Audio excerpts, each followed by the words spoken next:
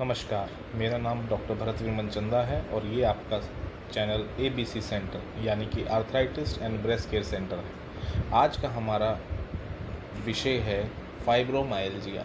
Fibromyalgia यानी कि ऐसा गठिया जो मांसपेशियों को इन्वॉल्व करता हो। तो क्या आपकी मांसपेशियों में भी दर्द है? क्या आपकी मांसपेशियां भी दर्द से पीड़ित हैं? अगर हाँ, तो ये वीडियो आपके लिए है। तो क्या होता है फाइब्रोमाइल्जिया? जैसा कि आप फोटो में देख पा रहे हैं, फाइब्रोमाइल्जिया में कहीं की भी मसल इन्वॉल्व हो सकती है और कहीं पे भी दर्द आ सकता है अचानक किसी भी कारणवश। तो फाइब्रोमाइल्जिया, इसके नाम में ही इसका अर्थ है। माइल्जिया मतलब मांसपेशियों का दर्द। फाइब्रोमाइल्जिया सिर्फ मांसपेशियों के अलावा बाकी जगह भी कहीं पे भी पेन आना, डाइजेस्टिव डिसऑर्डर्स में थकावट होना, हेडेक होना, मांसपेशियां थक जाना, अकड़ जाना, पेट दर्द होना, ये सब फाइब्रोमाइल्जिया के लक्षण हो सकते हैं। So what is fibromyalgia? Fibromyalgia is one of a group of chronic disorders that affect connective tissues including the muscles, ligament and tendons.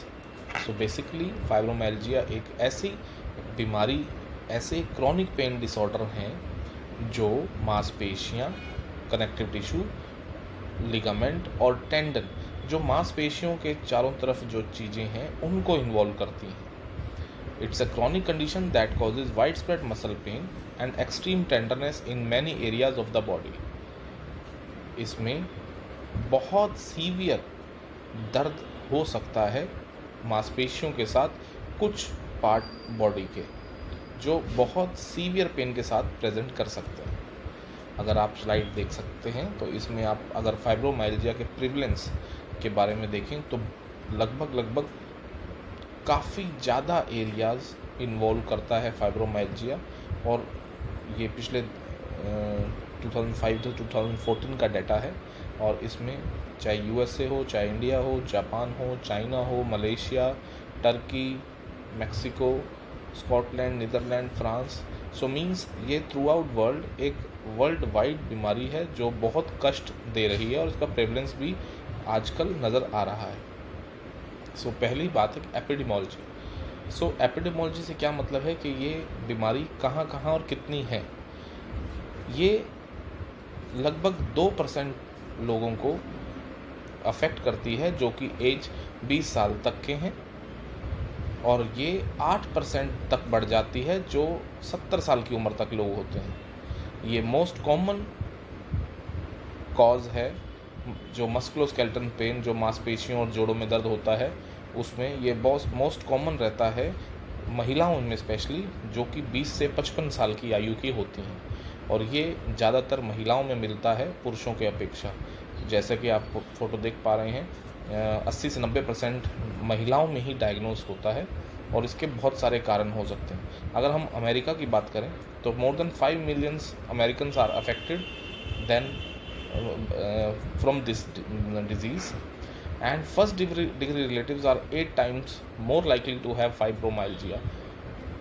First degree relatives का मतलब है आपके सगे संबंधी, खून के जो सगे संबंधी हैं, आपके चाचा, मामा, बुआ, मौसी, दादा, दादी, जो फर्स्ट डिग्री रिलेटिव हैं वो 8 गुना ज़्यादा मिलते हैं फाइब्रोमाइल्जिया के। तो क्या कारण है फाइब्रोमाइल्जिया आने के? कारण हैं फाइब्रोमाइल्जिया आने के एनवायरमेंटल फैक्टर्स और जेनेटिक फैक्टर्स। एनवायरमेंटल फैक्टर्स में अगर हम ध्यान दें तो कुछ फिजिकल और इमोशनल फैक्टर्स जैसे कि इन्फेक्शन, इंजरी, स्ट्रेस, मैकेनिकल और मेंटल, ये सब ऐसी चीज़ें हैं जो ट्रिगर कर सकती हैं एनवायरमेंटल फैक्टर्स, एंड पेशेंट को एक क्रोनिक पेन की तरफ डाल सकती हैं। जेनेटिक फैक्टर्स भी कुछ इसमें इन्वॉल्व होते हैं। सिम्टम्स क्या क्या हो सकते हैं? सिम्टम्स में अगर हम देखें तो लगभग हर ऑर्गन में फाइब्रोमाइल्जिया आ सकता है। याददाश्त कम होना, डिप्रेशन रहना, खुश ना होना, घबराहट होना, मांसपेशियां अकड़ना, मांसपेशियों में दर्द होना, गैस, ब्लोटिंग, कब्ज, बार बार मोशन पास होना, महीने खराब महीने कम या ज़्यादा होना, पेनफुल होना, बार बार बाथरूम जाना, सुबह सुबह शरीर अकड़ना, बहुत ज़्यादा अकड़ाहट होना, नींद ना आना, नींद टूटना, बार बार थकावट महसूस होना, हेडेक होना, वीकनेस होना, क्रोनिक फटीग होना, ये सब चीज़ें डायग्नोस इशारा करते हैं फाइब्रोमाइल्जिया की तरफ। अगर हम प्रॉपर सिम्टम की बात करें तो परसिस्टेंट अगर 3 महीने से ज़्यादा हमें सिम्टम मिले और एक हमारा वाइड स्प्रेड पेन इंडेक्स होता है वो अगर हमें मिल रहा है, साथ में स्टिफनेस है, फैटीग है, कॉग्निटिव डिफ़िकल्टीज़ हैं, मल्टीपल अदर अनएक्सप्लेन्ड सिम्टम जैसे कि एंग्जाइटी, डिप्रेशन, फंक्शनल इम्पेयरमेंट है, तब हम कह सकते हैं कि ये उसकी तरफ जा रहा है। डायग्नोसिस करने के लिए फाइब्रोमाइल्जिया के लिए बहुत सारे कोई स्पेसिफिक लेबोरेटरी या इमेजिंग टेस्टिंग नहीं है जिससे हम डायग्नोस कर सकें कि फाइब्रोमाइल्जिया है, पर फिर भी पेशेंट की थॉरो हिस्ट्री और कंप्लीट एग्जामिनेशन के थ्रू हम ये बता सकते हैं कि ये फाइब्रोमाइल्जिया जा रहा है।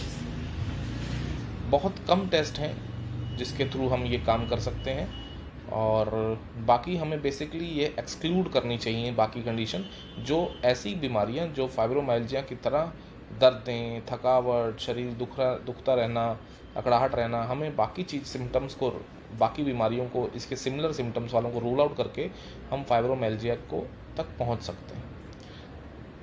तो एक चीज़ है वाइड स्प्रेड पेन इंडेक्स।